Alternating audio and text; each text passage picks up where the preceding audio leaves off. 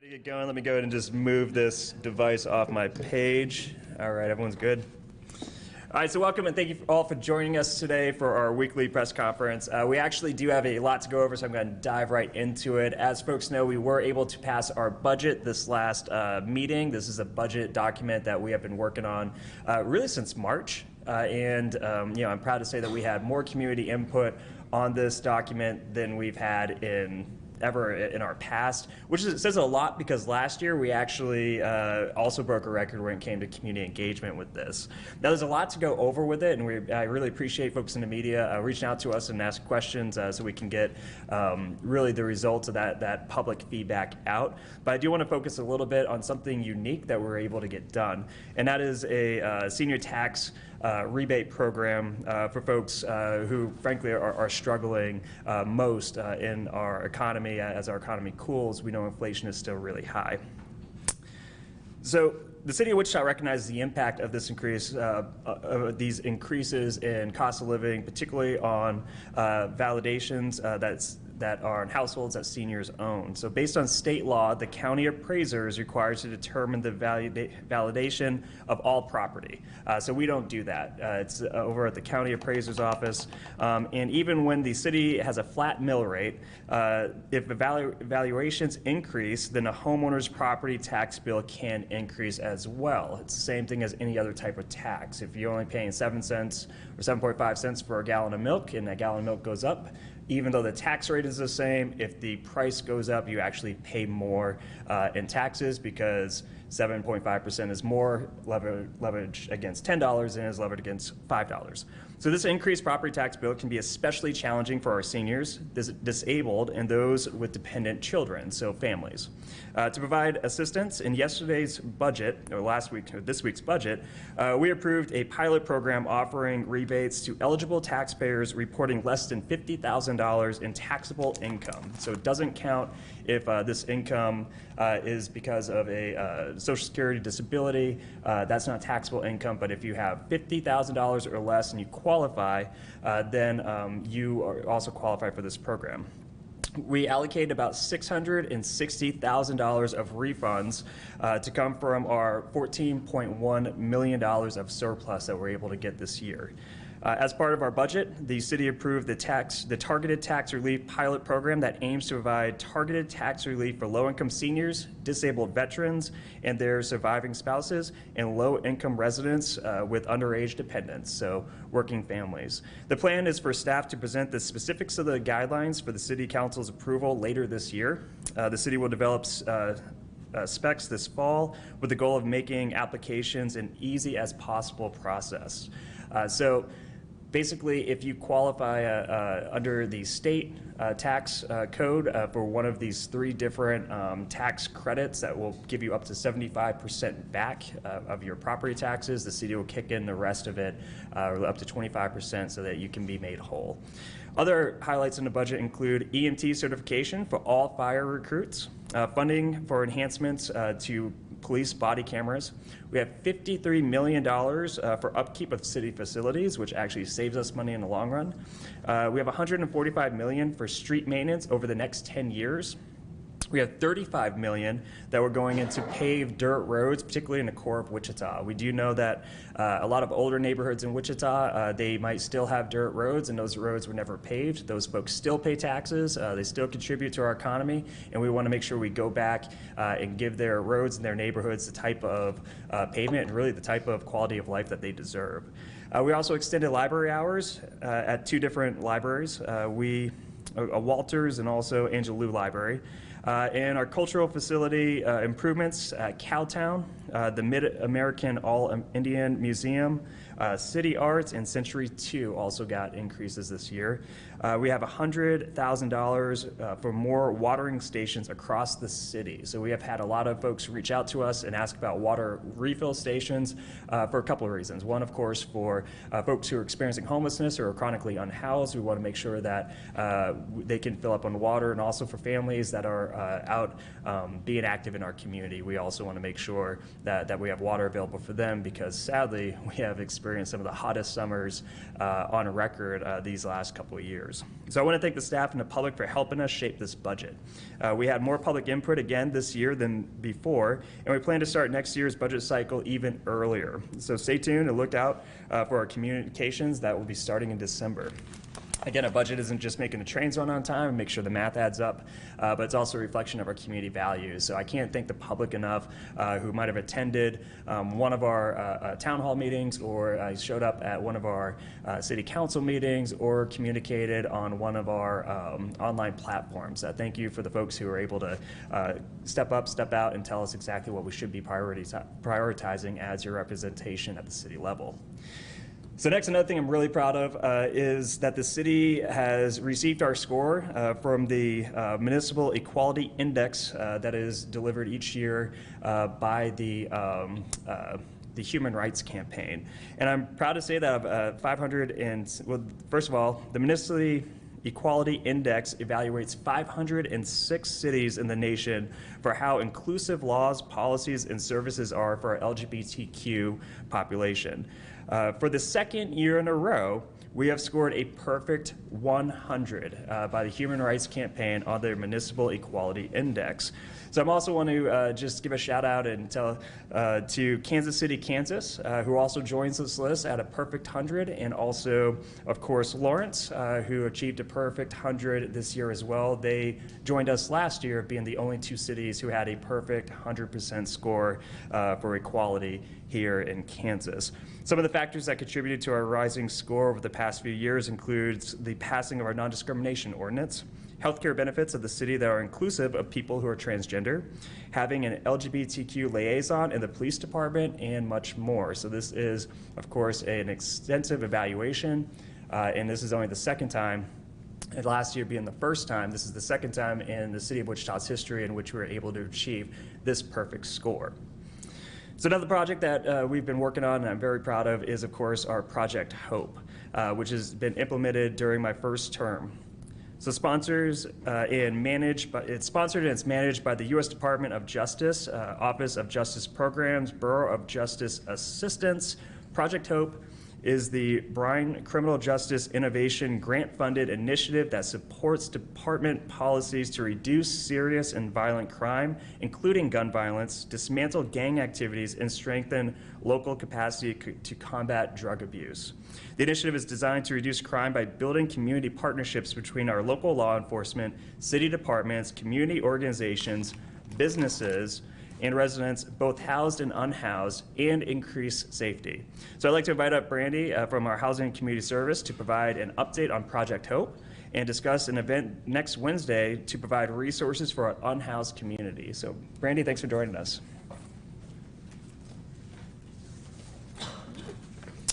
Thank you, Mayor Whipple. So my name is Brandy Niblett. I am a senior housing specialist here in our Housing Community Services Department, and I oversee Project Hope and the staff that we have for that.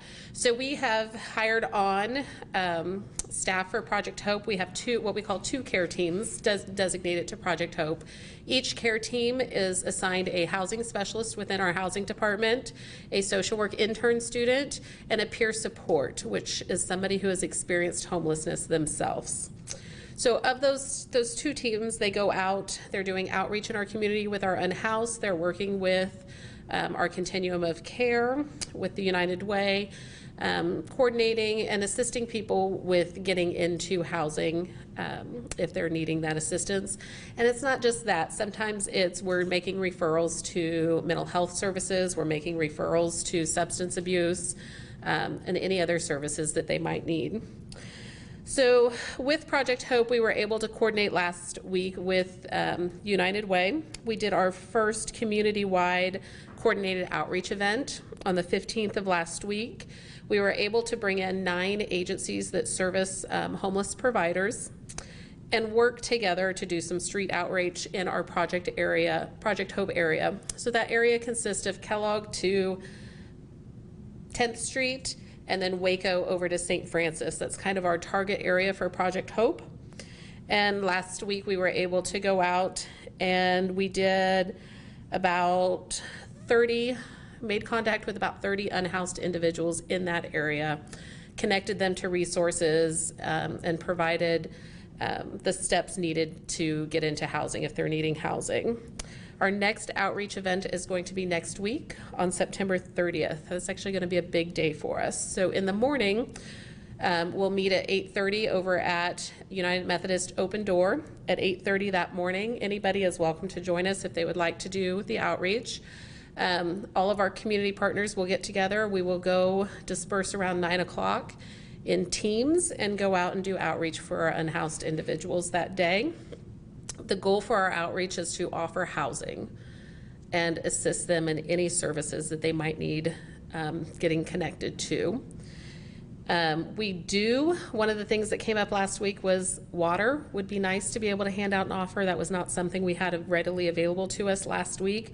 So if anybody wants to make a donation of water so that we can hand out to those unhoused individuals, that donation can be made over at United Way. They will gladly accept that donation so that we can get that connected. The service providers that we had last week, and we're hopeful to expand on that. We had our City of Wichita Housing Project Hope staff there. We had our Wichita Police Department HOT team available to us. We had staff from Open Door, Mental Health Association, ComCare, United Way, Continuum of Care, Breakthrough Club, Humankind, and the VA. So all of those representatives were there last week and are planning to join us as well next week. The other thing that we're doing on the 30th, so the morning is our outreach event, and then in the afternoon from 1 to 5, we will be over at Breakthrough Club for our neighborhood resource fair. This is something that Project Hope has started. We have been able to coordinate with Health Corps Clinic to bring their mobile health clinic down into the Project Hope area. So on the 30th, we will have the Health Corps Clinic mobile clinic available for those that need health services. We will have Goodwell Industries there with their mobile computer lab. So if anybody's needing assistance with applying for a housing voucher, or they're needing assistance with applying for any kind of employment or jobs, there will be computers available that day for that. We will have Salvation Army there handing out food. Shower Up will be there so they can take showers if they're needing to take showers for the day. Workforce Alliance of South Central Kansas will be there. United Way of the Plains will be there. Dedicated Senior Medical Center will be there, and many more. So we are looking forward to that event on the 30th to be able to provide those resources to those that are unhoused. And that is all I have. Thank you. All right, thanks, Brandy. We have more resources than ever going into helping our folks who are facing homelessness or who are currently our unhoused residents here in our city. Project Hope is just one of the many initiatives that our housing department is taking on to help us move our community forward towards functional zero when it comes to homelessness, which is the goal. So next, we have another great community group that's here making a real impact, and that, of course, is the Red Cross. And they need your help recognizing some of the other heroes who make our community a much better place. So here to tell us more is Shannon. Shannon, welcome back. Yeah, I'd like to talk about that, but Hawaii and all of the disasters across the country are on everyone's mind. So really quickly, I wanted to give an update. Across the country, we have over 30 shelters open, many in Hawaii. But I wanted everyone to know that we have 5 volunteers that are deployed to Hawaii. So I want to make an appeal to the public. You can come and you can train locally here to deploy for disasters. You can help with our local disasters. Last week, when we had some power outages, we opened a cooling station. So you can help your neighbors here in Kansas, but then you can also deploy across the country and help people, in the United States, and you can even deploy internationally if you train up for that. So I wanted to make that appeal. We also have an emergency app, and on here you can track your home location if you have family members across the country, but you can also see too where shelters are open. So after that happened in Hawaii, we had many calls to 1-800-Red Cross for people looking for their family and wanting to be reunited. So you can see where shelters are, and you can also track, we have another tropical storm, Franklin, that is moving. So you can track all of that on our app. I want to talk about the Heroes nomination. So this is your time to make a nomination for people that are really stepping up here in the Wichita area. We do an annual Tribute to Heroes breakfast. That is December 14th this year, and we honor 5 heroes. And some of the categories are Lifetime Hero, Public Servant, a blood hero, and disaster relief. So please visit redcross.org. You can search in Kansas, our webpage, and make a nomination there. Or you can call or text me, and I will send you a nomination form at 316-347-0719. Thank you. Thanks a lot, Sharon. Excuse me, Shannon. We share some more information on our social channels, so you can also learn more about this on redcross.org or, of course, on social media. Next, we're going to talk about the Maker Faire. So finally, I'd like to welcome up Victoria, who is the Director of Facilities and Grounds over at Exploration Place, to tell us a little bit about a fun event this weekend, and that is the Maker Faire, which is a partnership between the City of Wichita's library and also our friends across the street over at Exploration Place. It is a much anticipated family-friendly event to showcase STEM activities, from technology to crafts to robots to 3D printing and more. So tell us more about this. We're going to hear about from Victoria.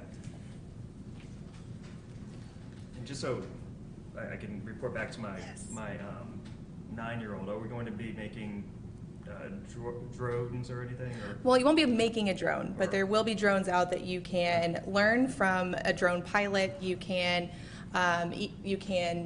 work with robotics. There's going to be activities over at the library where there's going to be robotic pancake flipper.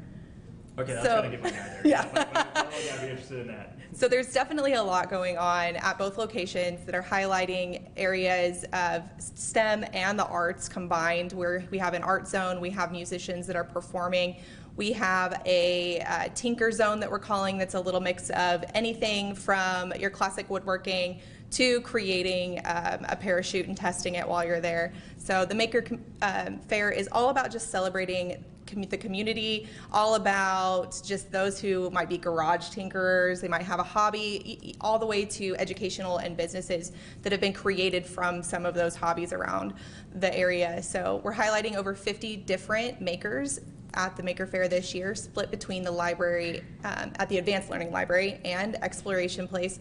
We did make the call yesterday because of the heat. It's so hot that we are moving everybody as much as possible inside.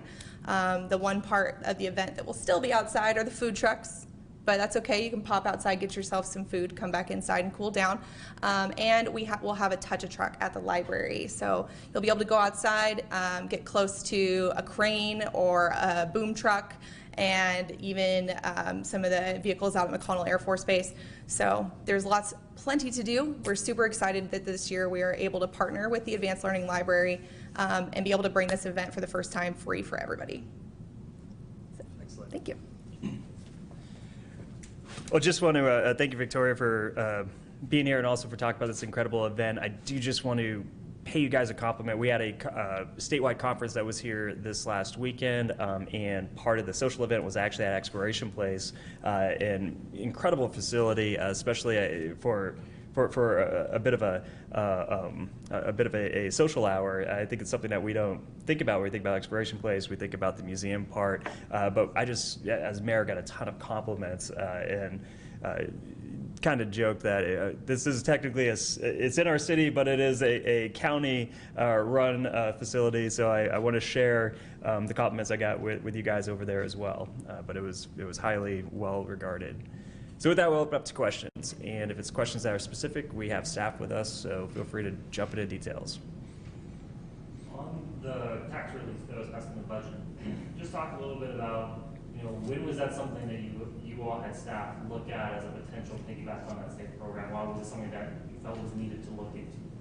Yeah, so for during our town hall meetings, where I was able to get into nearly every district or right by a district line, the discussion was really about inflation and recognizing that inflation particularly hurts folks on fixed incomes. We're talking about our veterans who are on disability. We're talking about really seniors who are on fixed income. It's never been more expensive to be a Kansan, and a lot of that has to do with the international markets and supply chain getting back online after COVID. We rebounded as a country a lot quicker than other areas did. So price of everything's gone up. So there's nothing we can do to really regulate the market, right? Like, we're just a city. But what can we do to put money back into people's pockets, particularly those people who need it the most? So we started looking into different ways other cities were doing this type of relief. We thought about doing, if we knock down a mill levy, what does that do? Well, for folks who own a lot of property, they get the biggest cut. But folks who don't own a lot of property, they get the equivalent of a Happy Meal. So it didn't actually solve the problem of putting more money into the pockets of people who need it. So talking with staff, we were able to come up with this pretty clever way, to be honest, by leveraging our resources against 3 different state programs, 3 different tax credits at the state level. One, the Safe Seniors Tax Credit. The other one, I think, is the Disabled Veterans and Seniors Tax Credit, and also the Homestead Tax Credit, which helps families who are low income. And we had to cut administrative costs because we don't do taxation here as far as tax returns go. So how do we verify? And also, how do we get the money back to folks? So the discussion went, if we can get the state to verify these 3 tax credits, then and you show us that you qualify, that, hey, this is my receipt, my tax form, then that administrative part of it's already is done. We don't have to pay any money for that. Instead, we could put all that money towards that rebate. So that was the clever way that staff and electeds were able to talk through this on, how can we do this the most efficiently and also the fastest to get money back into the pockets, particularly of people who need it. So we've been working on, to get to your question, about a little over a month, because we were going over different ideas and trying to figure out the best way to do this. And in addition to this, I do want to point out, it's not just property taxes. This is something we've been doing for the last couple of years. This includes water rebates. We're able to put a extra rebate for folks who are low income on their water bill when water rates were increasing. Also, of course, our free bus programs is targeted for folks who need it. And we see our library who has eliminated late fees for working families who might not be able to get an item back in time. Excuse me. And another one I think is so there's a few of these that I think are another one I think is a really big deal is some of our museums have been able to cut the costs or eliminate the costs for folks to go in and enjoy, let's say, the art museum. So that's another way that we're trying to put money back into the pockets, particularly people who need it. You want to follow up? Sorry, that was really long-winded. So I read your mind, by the way, Jackson. Just no. All right, who's next? I'm calling you guys. KSN, you got anything? K-Witch? Nothing? Jackson, back to you? No. Nothing? Megan? We good? All right. Hey, again, I want to thank our folks who are here to help us celebrate some of the good work happening in our community and talk about different opportunities for folks. Thank you all for being here, and look forward to talking to you all next week. Thank you.